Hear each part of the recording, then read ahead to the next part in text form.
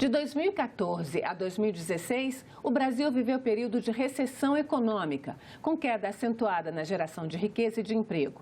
Desde 2017, estamos em estagnação. Não pioramos, mas também não melhoramos. No entanto, tem um setor da economia que cresceu e muito: os bancos. No Brasil, eles têm alcançado os maiores patamares de lucro do mundo. Em 2018, enquanto o PIB cresceu apenas 1%, os 4 maiores bancos abertos do país tiveram lucratividade média de 20%. Para nos ajudar a entender esse fenômeno e como pagamos por ele, eu recebo aqui a professora de Economia da Unicamp, Daniela Magalhães Prates, especialista em, exatamente, sistema financeiro, né, professora Daniela? Isso, é uma das minhas áreas, né, de pesquisa, desde os anos 90. Então você conhece bem essa estrutura do sistema, né? Sim. Conta um pouquinho pra gente esse quase milagre, né? Como é que toda a indústria brasileira está num processo de franca derrocada, nos setores produtivos, como se costuma chamar, né? Que tem realmente uma produção de bens. A agropecuária é praticamente o único que continua tendo algum tipo de crescimento. Como é que os bancos conseguem esse milagre de crescer 20% quando o país cresce apenas 1%? Olha, então, tem alguns aspectos mais recentes, mas eu gostaria de mencionar uma questão importante que não é muito comentada aqui no Brasil, a questão dos anos 80, né, que a gente teve uma inflação muito elevada. O que aconteceu no Brasil? Ao contrário, vamos comparar com a Argentina, que é sempre uma boa comparação. No Brasil, a gente teve a indexação, que a gente chama de moeda indexada. O que era isso? O nosso dinheiro, em vez de ficar na conta corrente sem render nada, a gente tinha uma remuneração, né? E isso fez com que não houvesse uma fuga dos depósitos dos bancos, que é o que a gente chama desintermediação financeira, né? Então, em muitos países que tiveram inflação elevada, aí como a Argentina, e que não houve vamos dizer, a gente fala até uma inovação financeira, né? Esse jeitinho brasileiro? Esse jeitinho, exatamente, é mais um exemplo do jeitinho brasileiro. O que aconteceu? A dolarização. A gente pega até exemplos de hiperinflação nos anos 20, na Alemanha, na Áustria, Hungria, e todas situações de inflação muito elevada, hiperinflação, houve, né? Houve quebra de banco. Quebra, né, de banco e fuga da moeda nacional e dolarização, né? E no Brasil teve esse outro resultado, né? E por que isso é importante? Porque aí na minha interpretação, né? Por que isso é importante? Isso manteve os bancos, um papel muito importante dos bancos na economia brasileira. E quando a gente fala de economia, a gente fala também de relações de poder, que também é uma questão, né, muitas vezes esquecida por muitos economistas, né? Então, você tem uma questão importante aí, que é como os bancos mantiveram e, inclusive, ampliaram, né, sua participação na economia e sempre lucrando. E a sua presença até no imaginário da população mesmo, né? O banco fica sendo uma coisa mais segura, mais bem vista no Brasil do que em outros lugares. Não, sim. Sim, de um lado sim, né? Mas também de outro lado a gente já vê, né, também uma reação de parte da população a também essas taxas extorsivas que existem no Brasil. Só para a gente ilustrar um pouquinho a nossa conversa que você está falando, professora, a gente tem alguns infográficos e um deles, para deixar assim, para desenhar literalmente, né? Essa questão do PIB, da evolução do PIB brasileiro. A gente pegou só esses últimos anos aí de crise mesmo, mas essa relação ela se mantém um pouco lá para trás.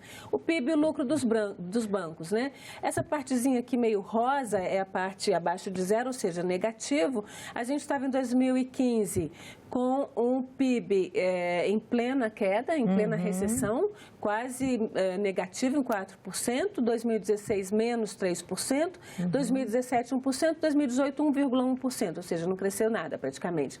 Nesse período, a gente tem a lucratividade dos bancos saindo de 16%, no auge da queda foi ainda lucro super né? Positivo 10,35%, para chegar em 2018 em quase 20%. Esses números eles estão um pouco arredondados, PIB é número do IBGE, ou lucratividade dos bancos são números da CVM e do Banco Central, mas isso mostra essa diferença aí, né? Então, como é que é esse período aqui? Exatamente. Então, só para a gente retomar, então esse lucro muito alto dos bancos não é um fenômeno atual. Ele é um fenômeno que vem, né, dos anos 80, pelo menos, né, vamos pegar a partir dos anos 80, e que mesmo quando a inflação caiu, né, você manteve lucros elevados. Qual que é a origem desse lucro? Tem principalmente dois motivos. Um primeiro motivo é a concentração das operações dos bancos no curto prazo. Então, os bancos continuam no Brasil, como era na época da inflação elevada, concentrados no curto prazo. O que é isso? Aplicando, né, nas chamadas operações compromissadas. Né? O que é isso? É a operação dos bancos no mercado monetário, né? O Banco Central vende títulos para os bancos para o prazo de um dia e recompra no dia seguinte. Então, qual que é a remuneração? Isso que é compromissada, porque não é uma venda definitiva, né? É a taxa Selic. Então, você fica aplicado no curtíssimo prazo, ganhando, né, uma taxa que hoje a gente está no menor nível histórico, 6,5%, mas a maior parte desse tempo a taxa foi elevadíssima. Era a taxa básica de juros. A básica de juros no Brasil, ela sempre foi muito alta e comparando com outros países do mesmo grau de desenvolvimento. Qual o objetivo dessa operação comunitária? Por que o Banco Central faz esse negócio de mãe para filho? Não é nem de pai, é de mãe para filho, né? Então, outra pergunta muito importante, porque é também bom para a gente explicar qual que é a jabuticaba brasileira, né? Operação compromissada, hoje todo Banco Central praticamente faz. É uma operação de política monetária. Qual que é o problema no Brasil? A taxa de juros é muito alta, né? E o prazo é muito curto. A taxa básica do Banco Central, nesse caso. A taxa básica, primeiro, a básica é a taxa mais básica, a básica que a gente fala do Banco Central é a mais baixa da economia, né?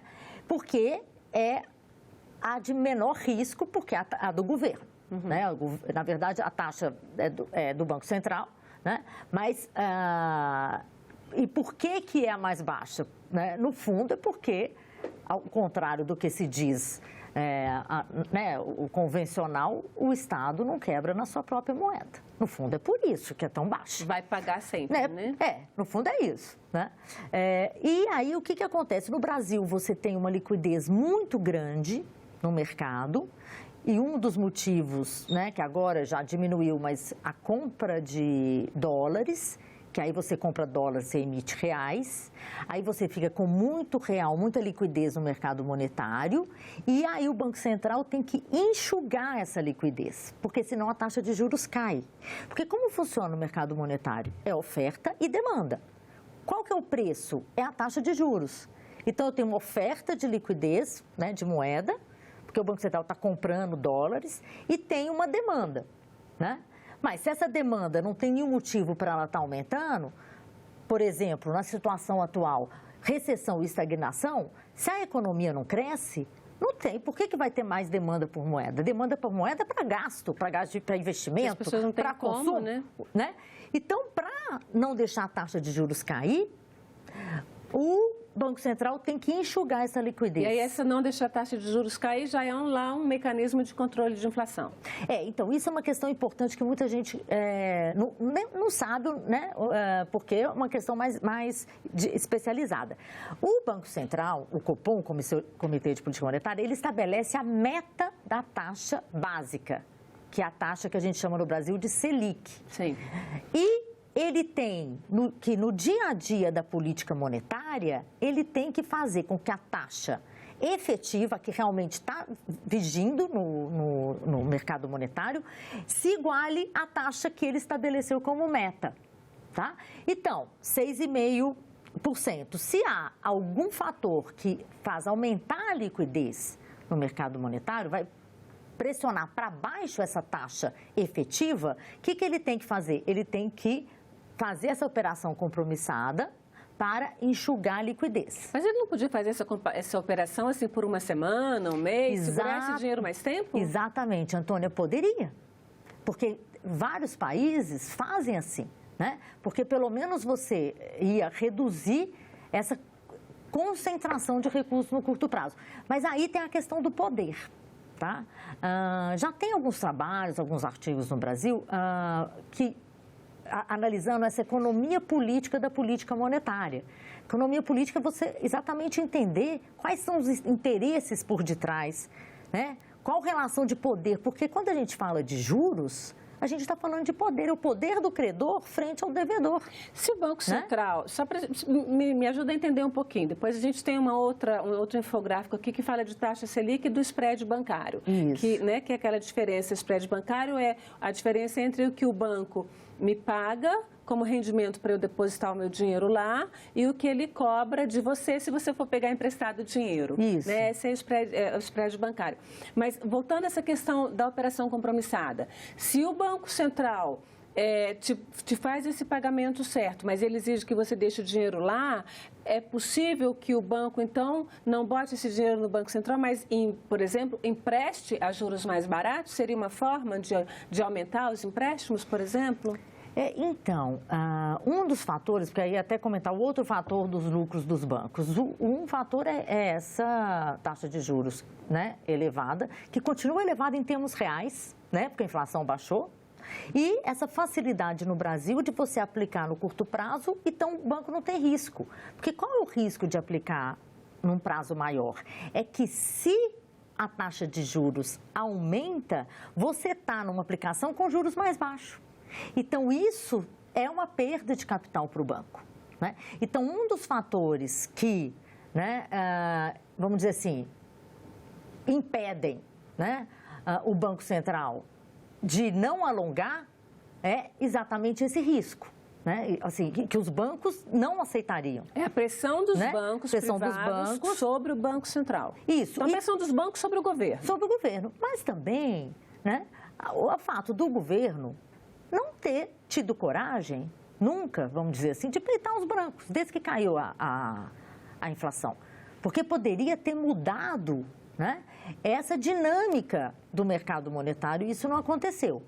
Agora, o outro fator, você tocou num aspecto muito importante.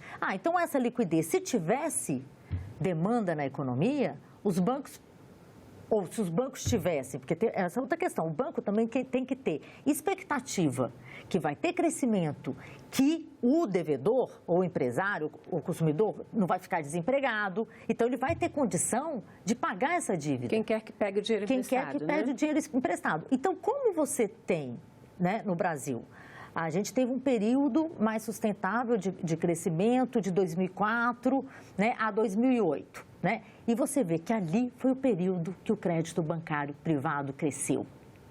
Né? Foi o período do boom das commodities, de muito ingresso de capital.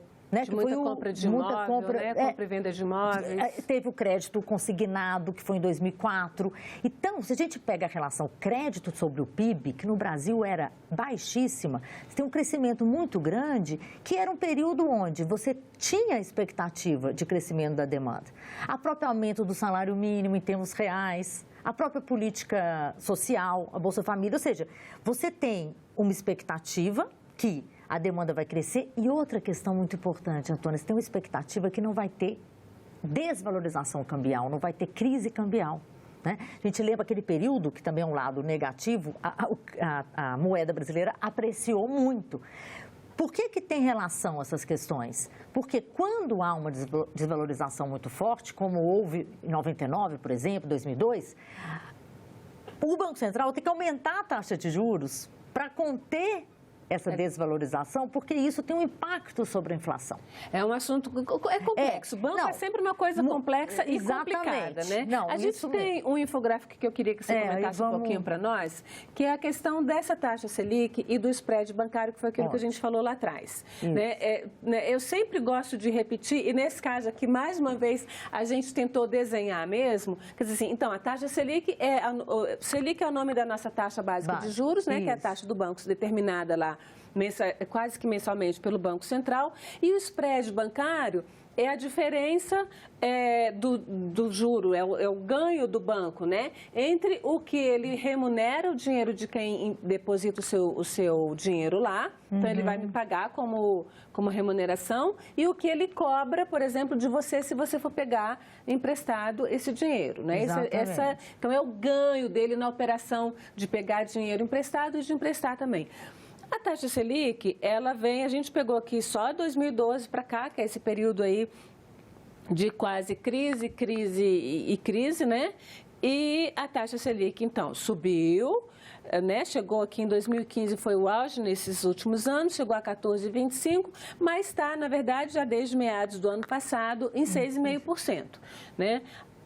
Nesse período, o spread bancário voou, né? Isso aqui é um decolar, né? Sai de 22,6%, que já não é pouco, em 2013, a quase 40% em 2016. A gente não tem esse número ainda contabilizado, assim, totalmente fechado. Isso aqui é valor médio, né? Que esses valores, na verdade, você tem que medir banco a banco, operação a operação. Então, isso aqui a gente termina fazendo média. O que significa isso aqui? Por que o banco ganha tanto aqui, né, nesse spread? Por que o spread bancário é tão alto? Porque isso aqui vira juro para a pessoa que vai pegar emprestado o dinheiro, não é isso? Exatamente. O spread é exatamente essa diferença, como você falou, o que o banco paga na captação, né? Captando recursos, e o que ele cobra, né, ao emprestar. Então, o spread bancário no Brasil é outra questão que eu várias vezes já fiz apresentação no exterior. Os economistas lá fora, ninguém acredita. Ninguém acredita. Como pode? Primeiro, não acreditam no patamar da taxa básica. Mas o problema não é só esse, né? O outro determinante dos altos lucros dos bancos no Brasil, além dessa questão da aplicação no mercado monetário, né, é o patamar do spread. Né? Por que esse spread é tão elevado? A explicação dos bancos e do Banco Central é que cunha fiscal, que é a carga tributária que tem, né, nos bancos, e que é a inadimplência. Tá? Mas nós não somos nem de longe, nós estamos muito abaixo da média de inadimplência, né? Não, e se você pega, aí você compara países, tá, com cunha fiscal igual ou maior, inadimplência maior, porque no Brasil, fora agora que com a recessão realmente aumentou a inadimplência das famílias, mas para um patamar que não é nada também absurdo para justificar isso, você vê que a inadimplência no Brasil sempre foi baixa.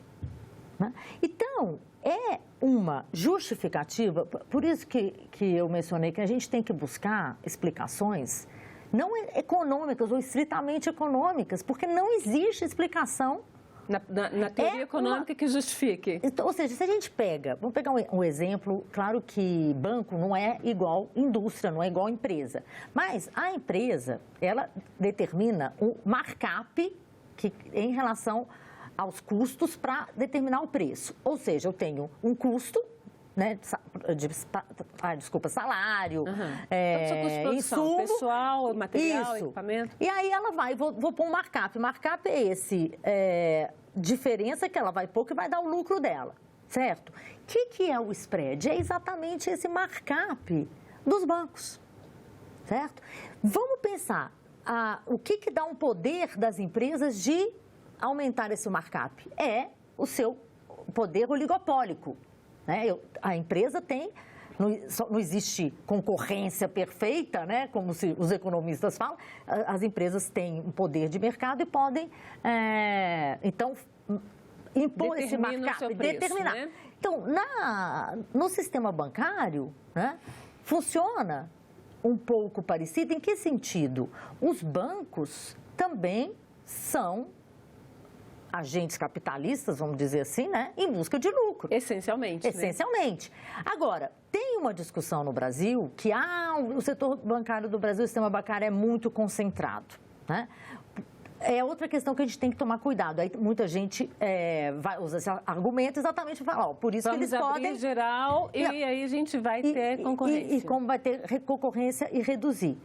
Aconteceu isso nos anos 90. Então, isso era que exatamente... Entrou banco estrangeiro. Tinha muito banco e saiu depois. Saiu depois. Ficaram 2. Na verdade, quem que conseguiu realmente, o estrangeiro que conseguiu uma posição privilegiada, importante, foi o Santander. Né? Ora, o que os estrangeiros fizeram? Imitaram os brasileiros. Claro que eles querem ganhar lucro. Por que eu vou reduzir meu spread? Né? Então, tem uma clara estratégia dos bancos, né, de estabelecerem esse spread elevado, né, para, claro, lucrarem. Você não tem nenhuma regulação, né, também do Banco Central que poderia ter para conter, né, essa ganância, então, vamos dizer assim. Entra o governo aí, né? De lá para cá, nenhum governo regulamentou essa questão. Isso é normal, não ter nenhuma regulamentação como não tem o quê? Ou seja, vamos pegar, né? Estados Unidos, que o Brasil gosta tanto de imitar, países desenvolvidos da Europa, os nossos vizinhos aqui, Chile, Argentina, eles têm algum tipo de regulamentação que dê algum sinal para o banqueiro que não existem regras? Ou é tudo, assim, liberado geral, como é aqui mesmo? Então, boa pergunta. Infelizmente, né, nesse quesito, nós não estamos contra a corrente. Porque há um movimento de desregulação financeira nos países em desenvolvimento desde os anos 90. Nos desenvolvidos, né, os anos 70, anos 80. Então, hoje, realmente, a lógica é o quê? Não, o mercado que é eficiente, né? Então, essa que é a ideia por detrás da desregulação. Mas o problema é que não há esse absurdo, essa distorção absurda como há no Brasil, né? Porque, e aí adicionando, se a gente coloca a taxa Selic com o spread, o absurdo é que a taxa Selic reduz e o spread não reduz. Então, os bancos não reduzem. Tá, eu queria que você tentasse depois explicar um pouquinho melhor isso, mas por uma questãozinha, eu queria que a gente entrasse na questão da taxa de inflação, da nossa inflação, porque a gente, né, no popular, a gente liga um pouco inflação com juro, mas, assim, qual é o objetivo do sistema financeiro, né? Qual é o objetivo do dinheiro? É pagar alguma coisa, é investir em alguma coisa, é gerar alguma coisa. Dinheiro por dinheiro é papel e metal, metal, né? Um metalzinho sem valor nenhum. A gente fez aqui um outro infográfico que eu queria que você nos ajudasse a entender um pouquinho essa questão, que a inflação, a movimentação de inflação nesse período também e a concessão de crédito. Porque, na verdade, assim, empresário vai para investir, para desenvolver a economia brasileira, que seria o objetivo final, precisa de crédito, né? A gente teve essa variação grande daí de inflação, mas a gente está com uma inflação já bem mais controlada desde 2015, né? E bem mais baixa. E a gente tem aí a concessão de crédito, ou seja, a inflação está controlada e a concessão de crédito dos bancos não aumenta. Eles não emprestam mais. Só está caindo. Isso significa que o empresário está sem dinheiro para investir. Por que isso está acontecendo? Isso. Então, a questão que empresário está sem dinheiro para investir, na verdade, banco privado no Brasil nunca concedeu crédito de médio e longo prazo. Né? Na verdade, o banco privado, ele concede capital de giro. Né? E uma taxa muito alta. Então, inclusive, até para capital de giro, muitas vezes o empresário ia no BNDES. Né? Nos bancos públicos. Nos bancos públicos, né? No BNDES, que é o Banco de Desenvolvimento, mas que agora tem uma taxa de juros também que não é uma taxa de juros favorável, tão favorável como era, né, no passado. E mesmo num período, né, 2012, se eu não me engano, houve uma estratégia do Banco do Brasil e da Caixa de reduzir os seus spreads, né, no governo Dilma, para forçar os bancos privados a reduzirem. Mas os bancos privados sempre foram provedores de capital de giro, mas também que tinham um papel importante. Agora, para você ofertar capital de giro, você tem que ter demanda. né? Por que a inflação subiu tanto e caiu tão forte? Ali foi um choque agrícola, foi um choque de preço das commodities, né? E também a desvalorização, como eu disse, que tem impacto na inflação. Agora, o Banco Central elevou a taxa, como a gente viu, a 14,5%. Ou seja, foi uma restrição muito forte da política monetária e que despencou a economia, né? Claro que não foi o único motivo da recessão, né? A gente tem cenário internacional e tivemos a crise política. Mas, então, por isso que a inflação cai também de forma tão rápida, porque a economia foi para a recessão. Então, os bancos, se não tem demanda, né? Os bancos não vão emprestar, né? Então... Me explica uma coisa, então o que você está dizendo esse lucro e esse ganho dos bancos só serve para banco, ele não vai passar para o restante da economia brasileira? Como é que a gente sai? Como é que os bancos poderiam trabalhar e atuar para ajudar a economia brasileira a sair do buraco? Porque o governo já disse que não tem dinheiro para investir, quem sempre investiu foi o governo. Se não vai investir, banco privado não vai investir, como é que a gente tira a economia do buraco? E aí, acrescentando uma coisa, o governo está desmontando o nosso sistema público, financeiro público, que tinha um papel muito importante, né? Inclusive de reduzir as disparidades regionais, né? Então, o que acontece? Se a gente vê a queda da Selic hoje, as taxas do crédito podiam estar muito mais baixas. E se os bancos reduzirem suas taxas, isso inclusive vai fazer com que empresas que não viam possibilidade de pegar crédito, porque compara com o lucro, né, passem a contratar crédito. Mas isso depende da vontade. Mas para isso você precisa, né, ou você teria que ter o governo, né, acionando instrumentos de política financeira, que a gente chama, né, para que os bancos reduzissem o seu spread, porque não tem mais sentido, né, não tem justificativa você manter essa taxa tão elevada. Daniela, muito obrigada pela sua presença aqui na Agenda Econômica, tentando ajudar a gente a entender isso um pouquinho. É muito complexo, é muito longo, mas a gente precisa continuar essa conversa e tentar ver como é que se chega numa solução para esse problema de desenvolvimento, né? Um prazer participar. Obrigada. E agradeço também a você que nos acompanha. Se quiser baixar ou indicar esse programa para alguém, acesse nossa página na internet, senado.leg.br/TV ou canal no youtube.com/TV Senado. Mande seus comentários e sugestões pelo 0800 61 2211 ou pelo e-mail agendaeconomica@senado.leg.br. Até o próximo programa.